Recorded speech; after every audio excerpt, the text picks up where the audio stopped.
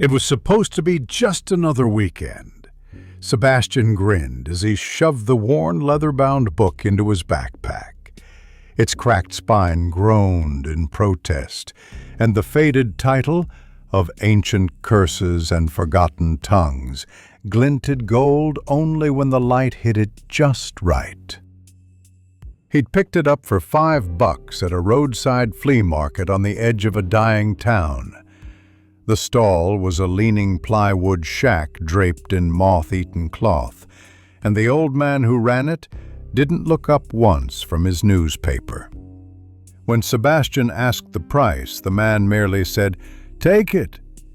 It felt like a joke at the time. Just another curiosity to show off, a conversation piece for a beer-fueled bonfire. Now he wasn't so sure. The book felt wrong in his hands. Too cold for the warm air around him, too heavy for its size. There was a faint, earthy smell clinging to its pages. Not mildew, not rot. Something older. Something wild. Still, Sebastian didn't tell his friends any of that. They were already halfway into Hollow Grove, a patch of forgotten woodland an hour outside town. The kind of place you never really notice on the map until someone says, "Let's go there." It had been warm and cloudless when they left the car, classic golden hour sun, the trees glowing amber. But the deeper they walked into the woods, the more everything dulled. The air thickened. Sound seemed to fade. No birds, no rustle, no wind, just silence. Like the forest was holding its breath. Jamie squinted up at the trees, scratching his head. Is it just me, or is it, like, too quiet out here? Sebastian smirked. It's a forest, man, not Coachella. Yeah, said Maya, dragging a cooler behind her, but even forests are supposed to have birds. They found a small clearing, ringed by black-barked trees twisted just a bit too unnaturally. Dry leaves blanketed the ground, and someone kicked a few aside to make room for the fire pit. Soon enough, music buzzed from a Bluetooth speaker. Laughter echoed. Beer cans hissed open.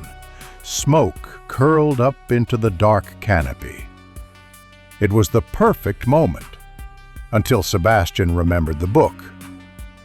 He pulled it out with mock ceremony, blowing dust from the cover.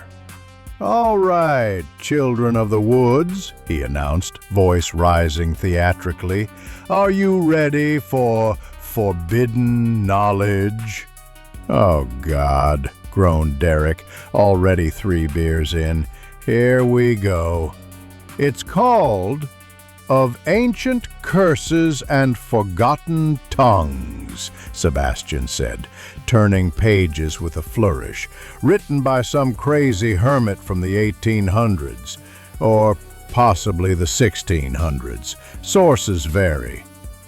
"That thing looks like it belongs in a museum," Maya said, eyeing the cover warily. "Or a fire," Jamie muttered. Sebastian laughed. "Too late.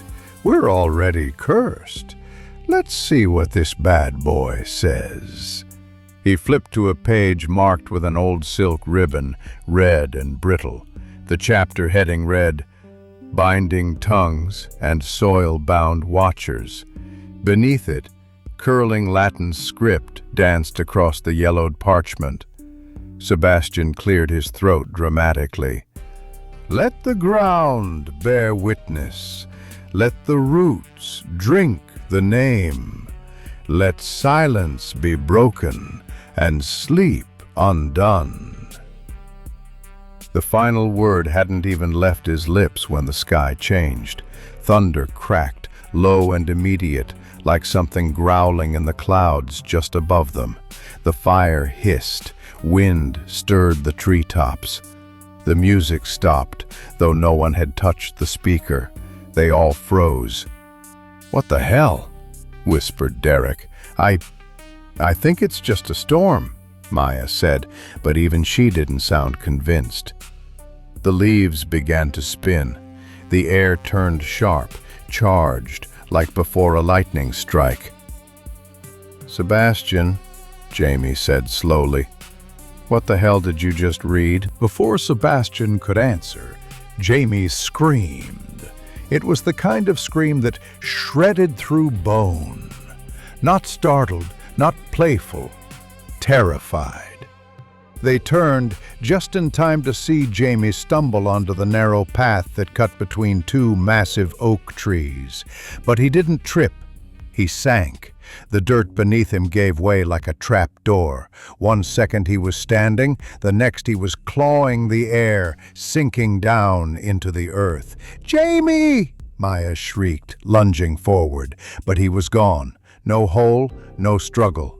The forest floor was smooth, undisturbed. Roots had already grown back, stitched together like nothing ever happened. For one breathless moment, no one moved. Then the panic hit. Sebastian's voice broke with urgency. "Run!" They ran. Branches lashed their faces. Thorns tore at their clothes. The forest, once calm, once still, came alive around them. Shapes moved just outside the edge of vision. Trees seemed to twist as they passed, reaching. Derek was ahead, gasping, eyes wide. Then a tree opened. Its bark peeled like flesh, revealing a dark, gaping maw lined with root-like tendrils. It grabbed him, wrapped around his torso like ropes of muscle, and pulled him inside. He didn't even have time to scream. The tree snapped shut. The sound was like bones breaking. "No, no, no, no, no!" Maya sobbed, stumbling beside Sebastian. "What is this? What the hell is this?" "I don't know," he shouted, heart jackhammering. But he did know, somewhere deep down. It was the book, the words, the old whisper of power clinging to syllables no one should ever say aloud. They crashed through a wall of brush and burst onto the roadside, panting, bleeding from cuts they couldn't remember getting. The sun was still high, golden. The world outside the woods looked normal, but something had followed them. Because from behind, rising on a whisper of wind and the rustle of leaves, came the voice. Not loud, but terrible. "From us, there is no escape." Sebastian turned. The trees were still, but now they were watching. They didn't sleep that night. Sebastian and Maya sat in the back seat of Maya's car, parked just outside the old gas station at the edge of town. The engine was off, the radio silent. Neither of them had spoken in over an hour. They just sat there, breathing, shaking, listening to nothing or to something. Every now and then leaves would rustle in the distance and Maya would flinch. Sebastian's eyes remained fixed on the book in his lap, still closed, but heavier than ever. "I keep hearing them," Maya whispered. Her voice was hoarse. "Jamie, Derek." Sebastian nodded slowly. "Me too." They were supposed to go to the police, but what would they even say? That the woods ate their friends? That trees swallowed Derek alive? That Jamie vanished into the ground like a magic trick gone wrong? And worse, Sebastian feared that saying it aloud would make it more real, or invite it closer. The book pulsed in his hands. He could feel it, like a heartbeat, slow and patient. By morning, Maya was asleep, face pressed against the window, tears dried on her cheeks. Sebastian stepped out of the car and opened the trunk. He found the book again and stared at it for a long time before walking to the nearest trash bin. He hesitated. Then he dropped it in, walked away, didn't look back. But that night, the dream came. He stood in the woods, alone, barefoot. The moon above him wasn't the moon, it was a single lidless eye watching. From between the trees came whispering voices, familiar, distant, like wind through dead leaves. "Why did you leave us, Seb?" Derek's voice. "Come back, come back, come back." Jamie's voice. Then Maya's voice, but twisted, drowned in static. "You brought it. You read it. This is your curse." He woke up screaming, and when he ran to the trash bin the next morning, heart pounding, breath caught in his throat, the book was gone. They tried to move on. For 2 weeks, they avoided each other. Maya stopped showing up to class. Sebastian stopped answering texts. But the dreams didn't stop. If anything, they grew more vivid. And worse, Maya began hearing things while awake. "The leaves whisper to me," she said one night, calling Sebastian in tears. "They say I don't belong here anymore." He begged her not to go near the forest. She hung up. On the 3rd week, Maya vanished. Her car was found near the Hollow Grove trailhead.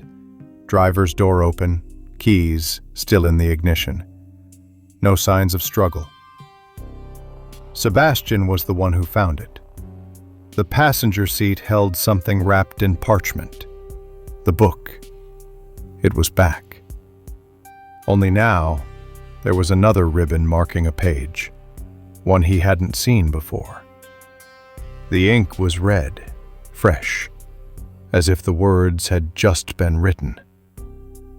"To unmake the tongue that called them, you must offer what you took. Blood for roots, breath for silence, memory for stillness. The Hollow Grove forgets nothing." He knew what he had to do. The next evening, he stood at the edge of the woods, clutching the book like a torch.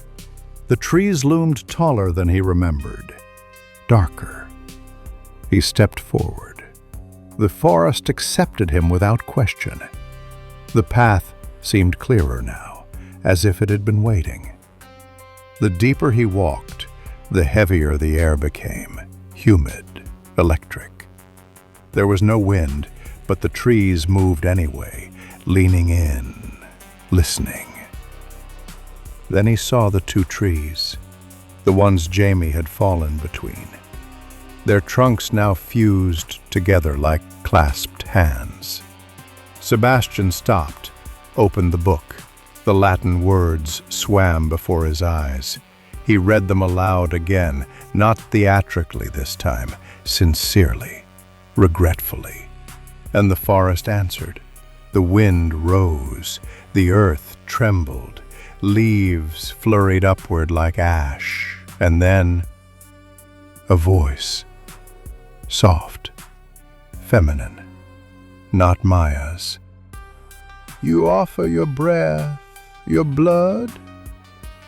"Yes," he whispered. The ground split open. Roots like pale snakes slithered out, wrapping around his arms. He didn't fight. He let them pull him down. Darkness swallowed him whole. He awoke in a hollow of roots. He wasn't dead, but not alive either. All around him were shapes in the dark, not trees, not people, somewhere between. Faces half-formed, eyes glowing faintly. They watched him without blinking. A figure stepped forward, It looked like Jamie. Then it changed. It became Derek. Then Maya. Then himself. "You carry the tongue," the figure said in many voices at once, "but not the memory." Sebastian fell to his knees. "I want to undo it." "Then you must become one with us." They reached out. He screamed, and the forest silenced him. 1 year later, Hollow Grove is closed now. Authorities cite unusual seismic activity and hazardous sinkholes, but locals know better. They say sometimes on still nights you can hear voices in the wind, laughing, crying, calling. And if you stand between the two oldest trees in the heart of the woods, the earth feels warm, like it's breathing, waiting.